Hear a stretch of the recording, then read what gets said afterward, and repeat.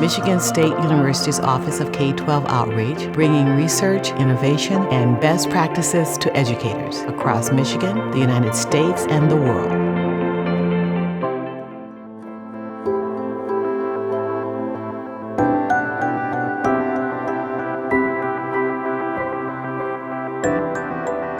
Hello, everyone, and welcome to Sankofa 2024. Today, we're going to have Dr. Robert L. Green.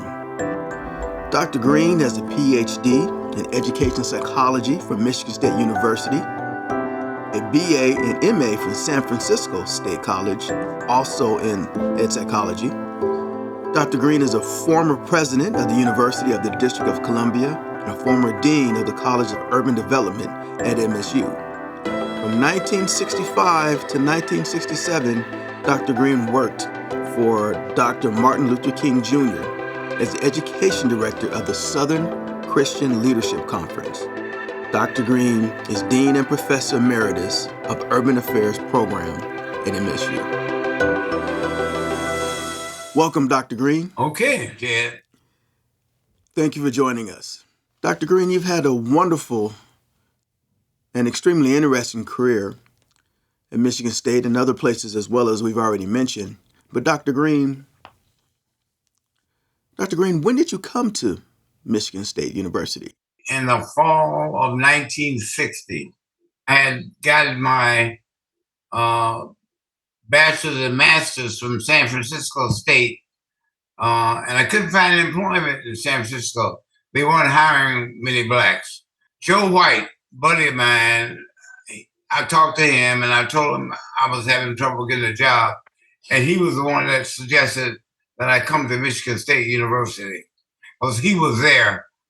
And Joe was working on his Ph.D. He was also an undergrad at San Francisco State. So, Dr. Green, what was your degree in? I did a joint Ph.D. in education and psychology. And how did you meet Ambassador Andrew Young? I met him, I think, through a friend. Her name was Edwina Moss. Otis Moss, the famous pastor in Cleveland, is his wife now. And when I was moving to Michigan, because I couldn't get a job in California, it was Edwina who I think mentioned to me that I should look him up. And so you work with Ambassador Young at the SCLC? Yeah, later on, much later on. When I went up to Michigan State, of course, I worked on my PhD and completed that. And after that, I met Andy Young. So when did you meet Congressman John Lewis? I think the first time I met him was at Coretta King's house. I had spent with Letty, my wife, maybe 2 or 3 days at Coretta's house in Atlanta. And John Lewis came back. John was always, as I recall, very active in events and activities that related to social justice. Of course, he was not well known then. He knew Andy, but none of us were really well known that, like we became fairly well known later on. It was Andy Young that said, this is a guy you ought to maybe get to know. John Lewis, as I recall, was always a person who would step out front and take a position to help people who were being pushed around, shoved around, who were at a disadvantage. He was a good person who I saw as one of those later on people like C.T. Vivian, Andy Young, and so forth, that was fearless. He wasn't afraid to stand up for just social justice. He was not afraid of white people. See, whites intimidated blacks during those days in so many different ways. The big intimidation was a threat to take your life. or a threat to take your farm, or a threat to take your land, or a threat to misuse your mother or your father, your sister, your brother. And so that's how whites maintain control. They use fear and abuse. And John was not afraid, as I recall, of people. He was not fearful like so many other blacks, which I could understand, Ted, in those days. If there were people who could take your land like they did when I was in Farmville, Virginia, or abuse you in some other way, that's how they maintain control. John Lewis fought that. He fought that kind of fear. What was so important? What was the big deal about John Lewis and the Pettus Bridge? What can you tell us about that? What do you remember about that? It was important because it was photographed. See, what happened, you can abuse people for a long time as long as you keep that abuse low key and others don't know about it. But when it's public, there's always people of goodwill in every community. So there were whites who saw the way blacks were being abused, and they didn't like it either. I just always tell my students, don't judge all people the same, no matter where they are. White people, some white people are decent, some aren't. And so this was an opportunity for whites of goodwill to step forward and take action about what was going on in Alabama at that time. So how does that photograph, how did that impact the civil rights movement? What's the connection for that? Oh, it had a tremendous impact. Just like the other event that had a tremendous impact, and I'll come back to John Lewis, was C.T. Vivian. When C.T. Vivian was in Alabama at the courthouse, and the sheriff hit him with that stick, I could feel that stick on my head, and I was only a teenager, and so photography played a great role, and photographers who were white, and typically they were white men. I very seldom remember white female photographers in the South. There were some, of course, but I just don't remember. The ones I knew were white men. And these were white men who were trying to cover a story. But some of them really were decent people and were opposed to what was happening to blacks. And that ended up in newspapers like the Washington Post and the New York Times, the Detroit Free Press, those major newspapers. And that story went across America, and went across America because of the white media. You also know Rosa Parks. Am I right on that? I was just thinking about that the other day. Actually, I kind of sought her out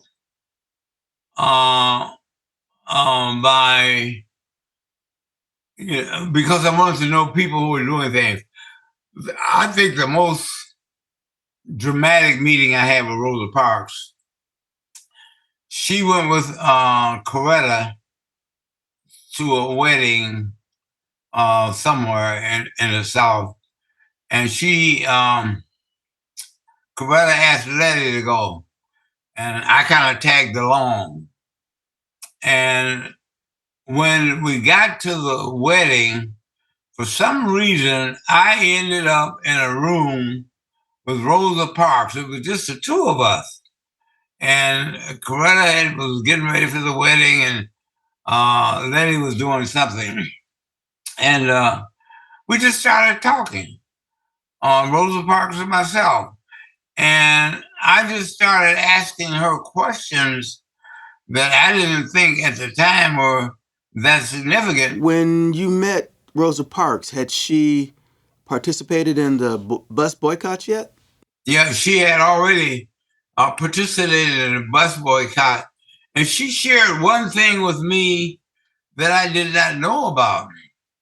And she talked about it later on. It was written about later on. The bus driver knew her. and she would kind of stand up to him, and he didn't like Rosa Parks, and because she's a strong black woman in the South, and so what the bus driver would do to intimidate blacks, her and others, he would let you get on the bus, put your coin in a coin box, then you had to get off the bus and go around and to the back door and go in the back door. Well, if he didn't like you after he had your coin and you go off the bus, he would take off. And he had done that to Rosa Parks. And she knew that and she was upset about it.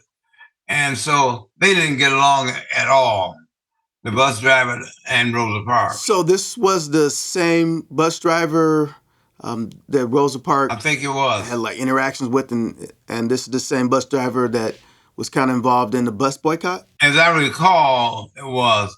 Now remember, Ted, I'm sitting there with Rosa Parks. It was just the two of us. And I was really always kind of fascinated by the bus boycott people, that they would have the strength, the courage, and were fearless enough to do what they did there that led to the boycott, the bus boycott in Alabama. I always thought the two worst states for blacks ever in my life, from my readings and talking to my parents, were Alabama and Mississippi. Those were the two states. And of course, Alabama was right near the top. So speaking of trying times and opportunities for people of color and also white people to stand up and do the right thing, especially on campus. What was it like on campus at MSU after Dr. King's assassination? Well, first of all, John Hannah was worried.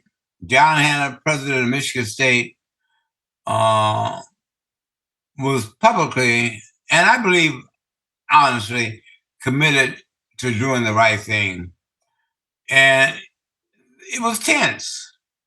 When it was announced that night that King had been assassinated, I would say, Ted, within an hour, I had several hundred black students, no whites, but all black. Whites might have been afraid, were at my house. And we were living, I think, on Duran or Bessemer Drive. They were at my house, and they wanted to do something. So I was thinking fast. They said, we want to do it. And they were just really raising hell. Burnett, Burnett, was the police chief, and I knew him very well.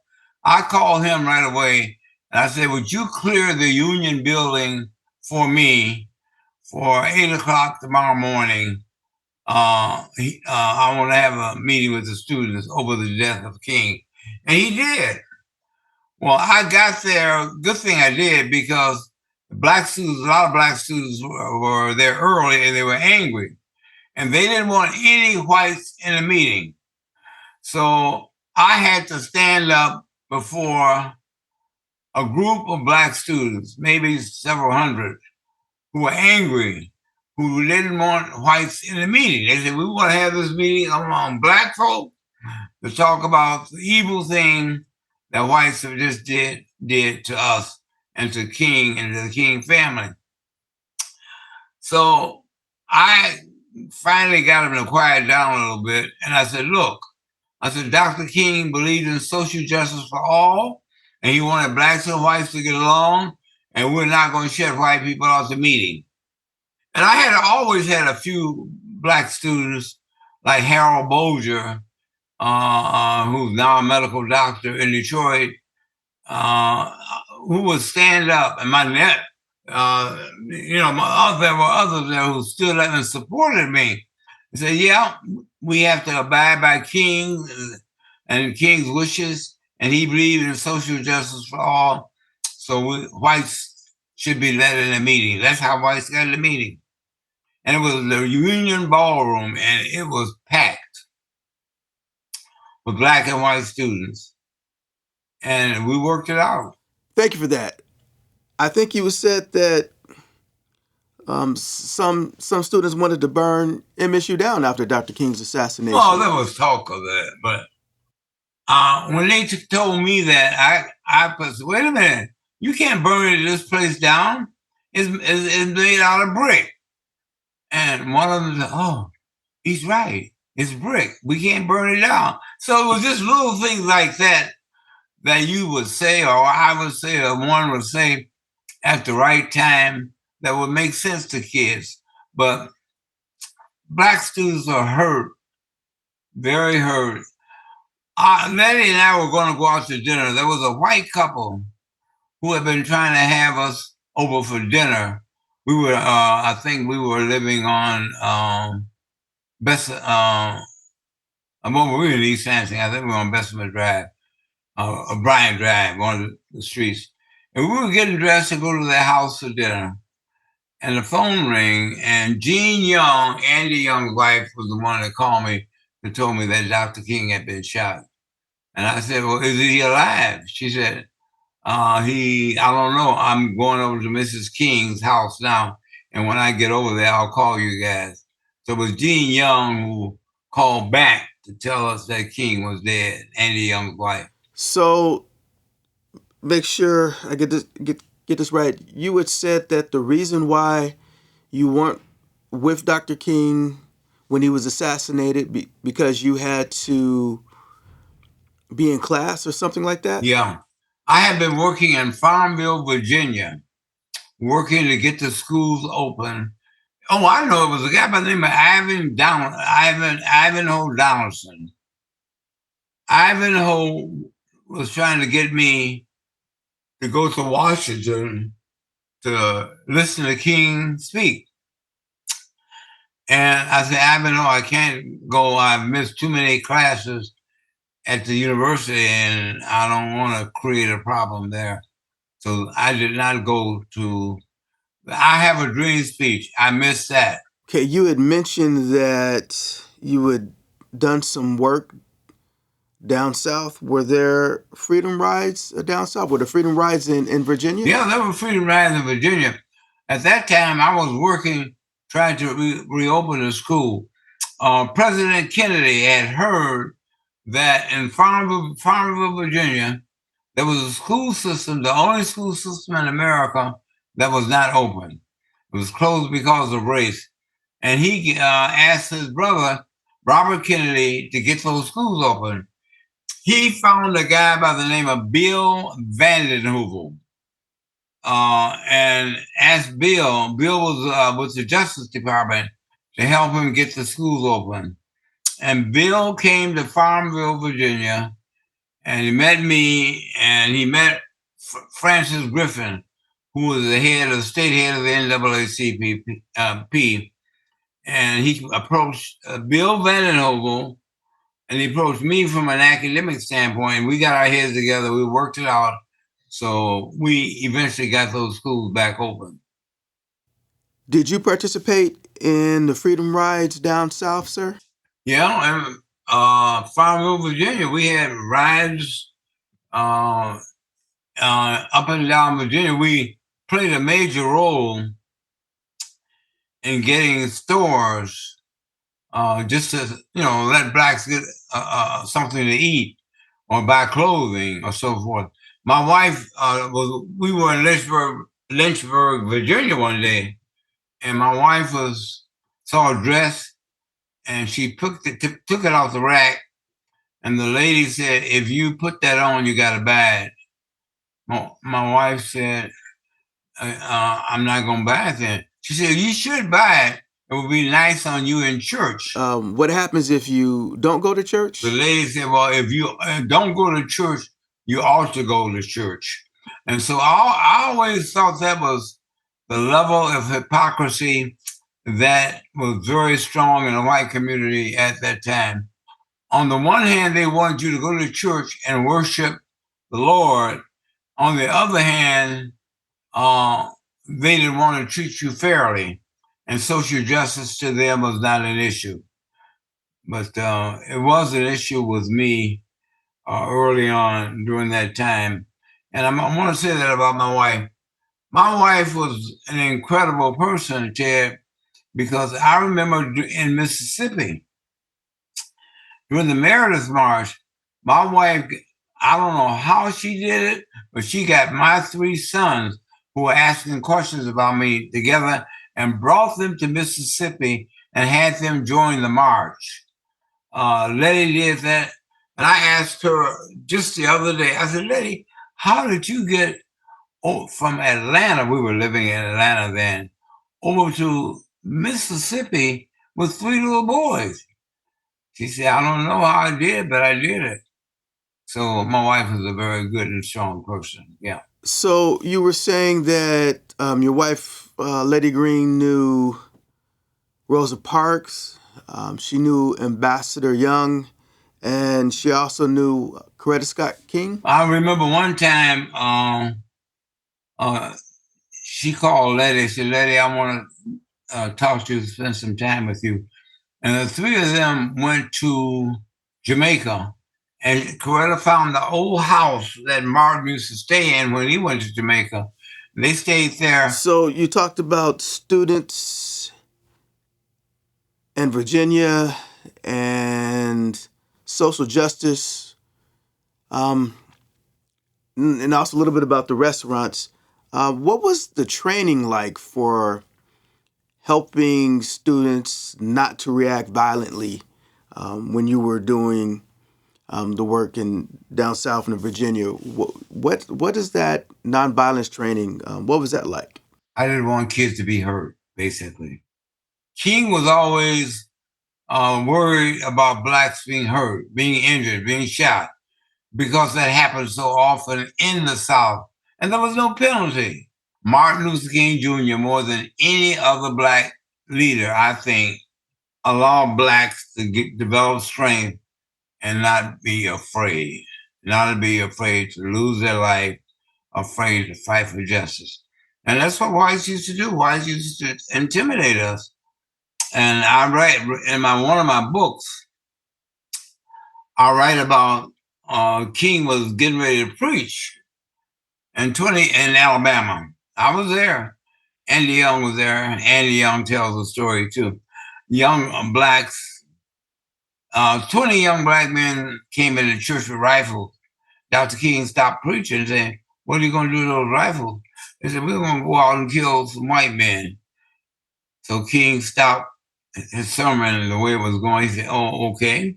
So you're going to go out and shoot and kill 20 white men. You know what's going to happen? The sheriff is going to deputize every white man in the county.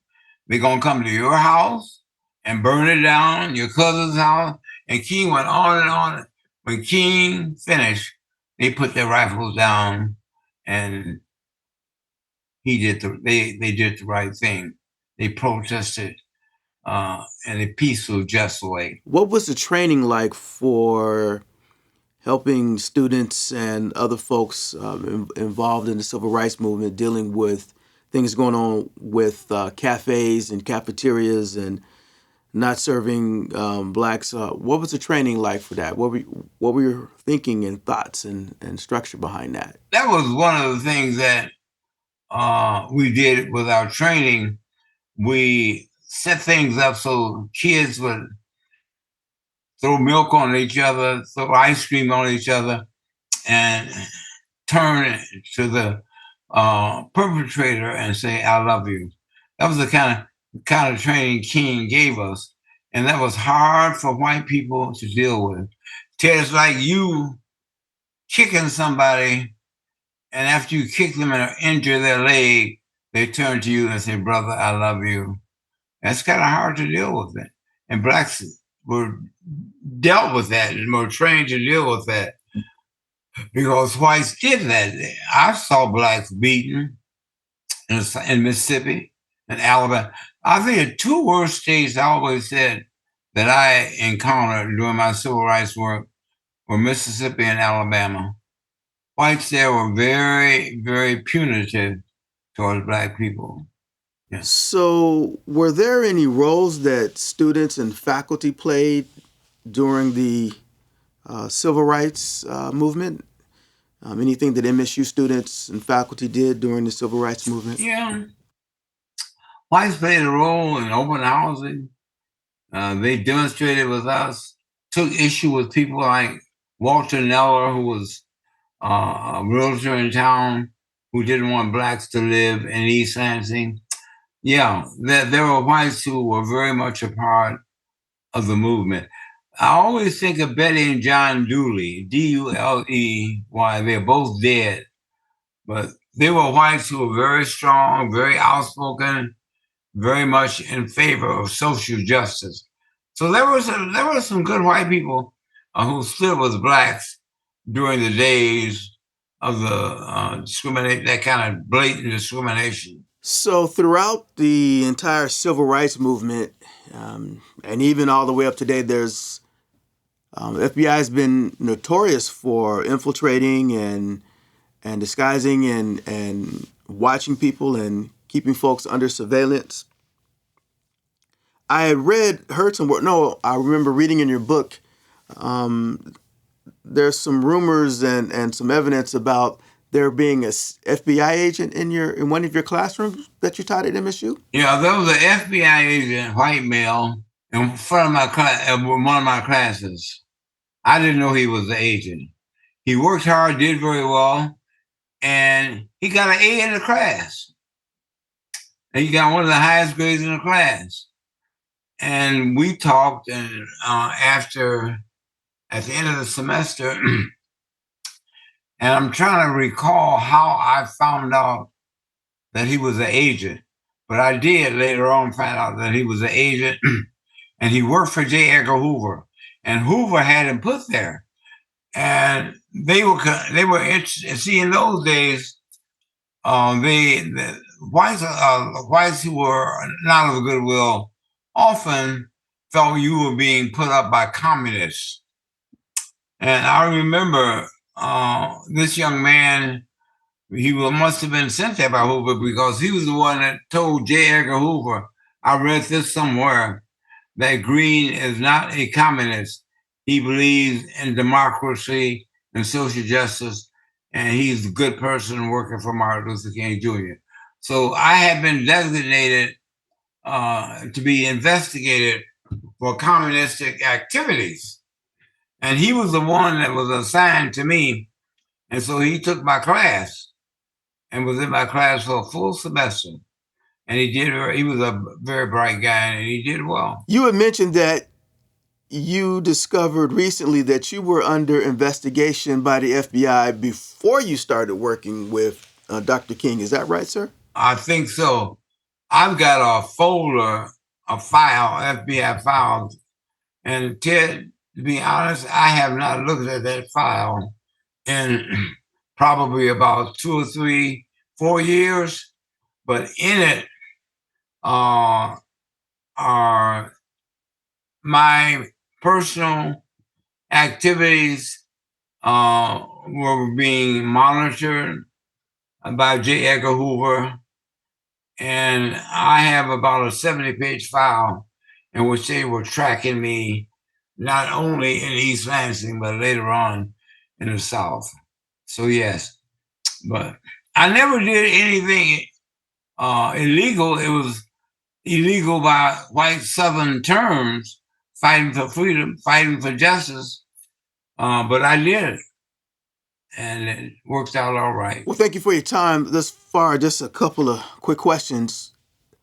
Based on your experience in civil rights movement, being at MSU, all of your experience in the classroom and time you spent with Ambassador Young as well as Dr. King, do you have any thoughts or suggestions for faculty how to navigate universities during trying times? Well, it's important for faculty to be good examples for their students.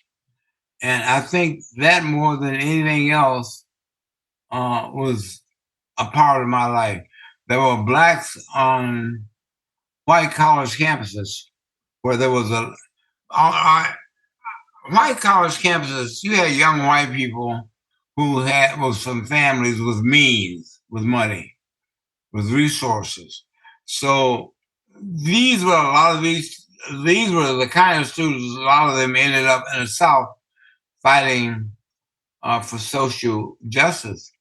So those are the students that I worked closely with because I was from Michigan State.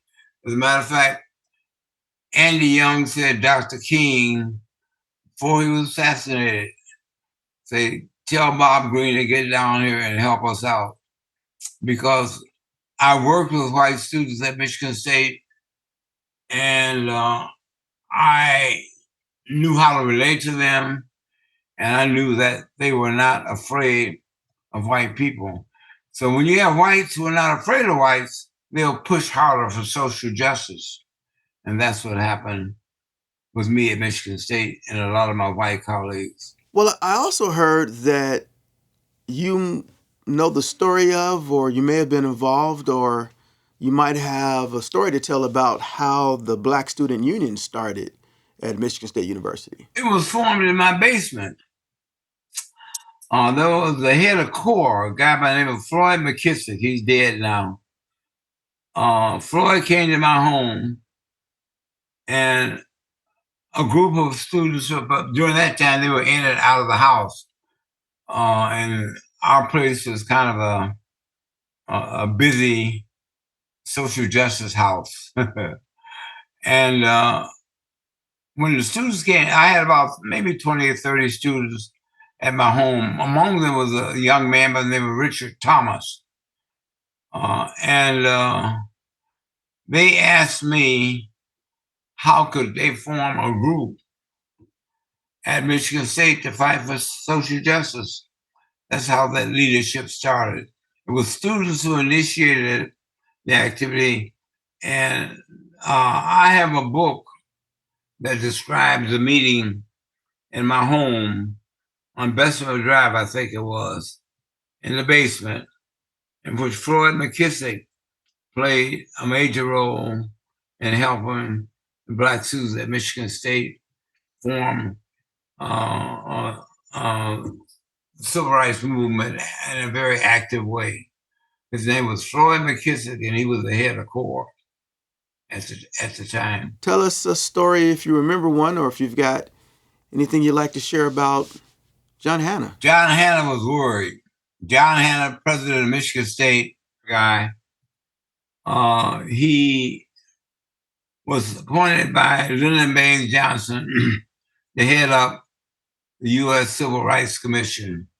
So he had that role, and he deserved it. And I always said that John Hannah, when I wanted something really done, or Black students were really being abused at Michigan State, I wanted something to happen about it, I would go to John Hannah.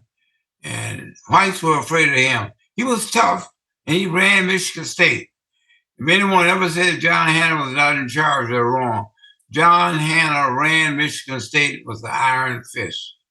So Michigan State became a place where you could struggle and fight for social justice because of Hannah's leadership. Wow. Thank you, Dr. Greene. I don't know what to say. Can't thank you enough for always sharing your heart, your knowledge, your experience with us. I wish I had some more questions, but I think you covered a lot of information today. Thank you very much for your time once again. And thank you for joining us for Sankofa 2024.